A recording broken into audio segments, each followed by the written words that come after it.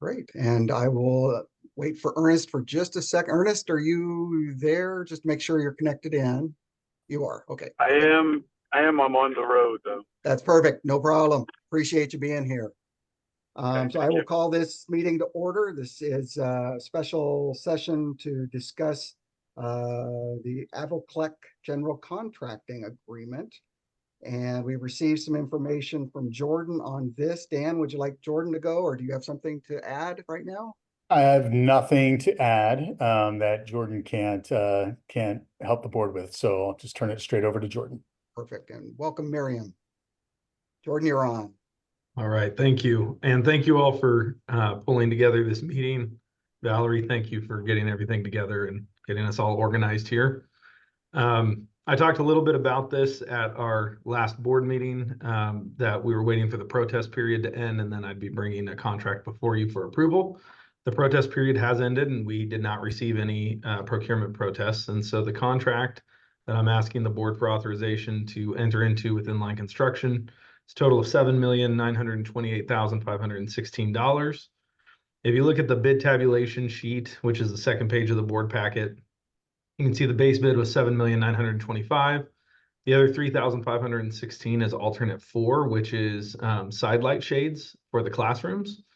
So window treatments for the exterior building were included in the base bid, but we had the side light shades were an add-on. This is the kind of thing that doing it during construction, we get economies of scale and better pricing by including it with all the other window treatments. And since it was only $3,500, we honestly expected it to be quite a bit more, which is why we didn't include it in the base bid. We decided to ask the board to go ahead and authorize that one. The other 3 alternates are not going to be a part of this contract. Those include a covered play area outside, the covered part for the play area, redoing some carpet, and then FRL is a wall protection. All of those things can be added later without dramatically impacting the scope or pricing of the contract. And so we will be pursuing grants to try to augment the amount of resources we have available for this project. But right now, the amount that we have available for the project is the base bid amount. And so if we don't identify other funding streams, we won't move forward with those other things. But if we do identify additional funding later, we can add them. We don't expect it to add significant cost to enter into that as a change order later, rather than agreeing to it in the base bid now.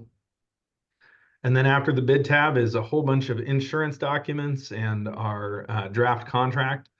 And we've put in the red line version so you can see the work that our attorneys did in making some changes. AIA documents are standard documents, and then we made changes. For the most part, those changes are, shalls and wills and different things like that. It's our attorneys do a great job for us at Miller Nash, but it's a lot of just legalese to really make clear what the parties are agreeing to. It didn't materially change anything. And so Still, I appreciate seeing the red line version just so that I can sort of see how things sort of were negotiated a little bit. So sorry, continue. oh, no, not at all. That's really it. And of course, if you have any questions, I'm happy to answer those. But Inline was the lowest of the 6 bidders. Just a reminder, we did a pre-qualification process, and that's how we got to the 6 contractors who were allowed to bid on this project. And part of the pre-qualification process,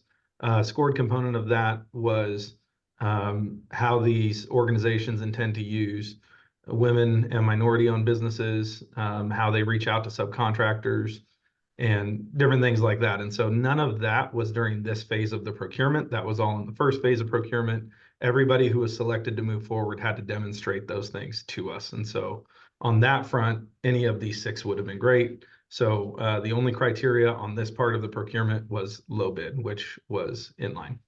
Good. And I appreciate having that background on the other practices that were in place before we saw this document. Jordan, I did have one question on row 3, column, furthest column to the right.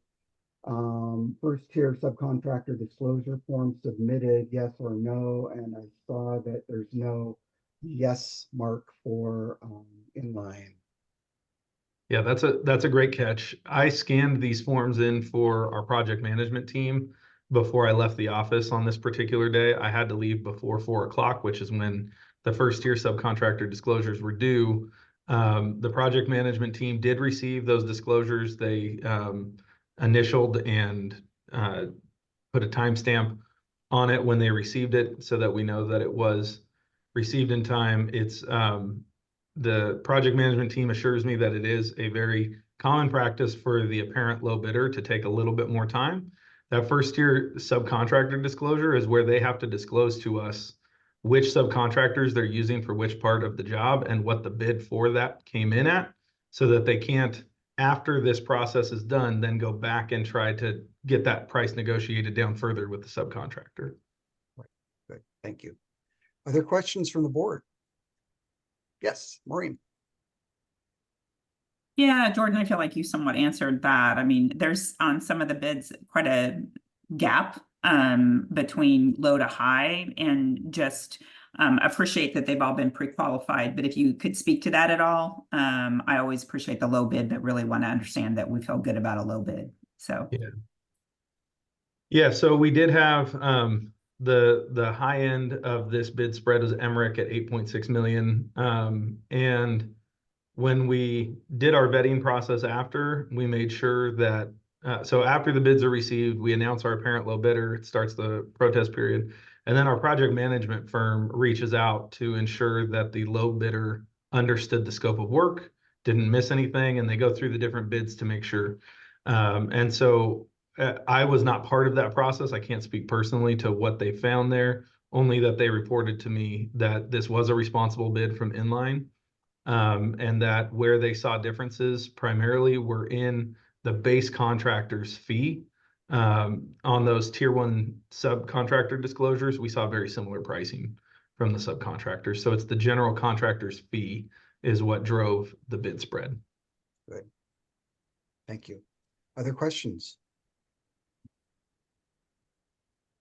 If not, happy. Doug, Oops, I'm sorry, Dan. I don't have a question, but I just think it's informative for just the general state of the world in construction, because we've been through, a lot of us have been through some real escalations in construction costs, et cetera, supply chain issues.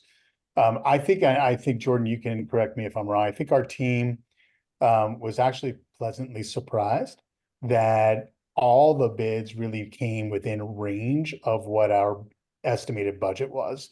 That has not been our experience in school construction in like the last 7 years. And so maybe even more. So I think we all felt pretty good about our estimation process, where we landed with what's going on in the world. And that gave us a lot of confidence for the project financially. So we don't have as many COVID ships out at sea, do we? Yeah. So I know that was with our project, a big issue. Thank you, Dan. Other questions? That was good background. Are we ready to take a vote? If we are, I'd be happy. There's a recommendation that's listed at the bottom of the page if you would like to use that. Somebody?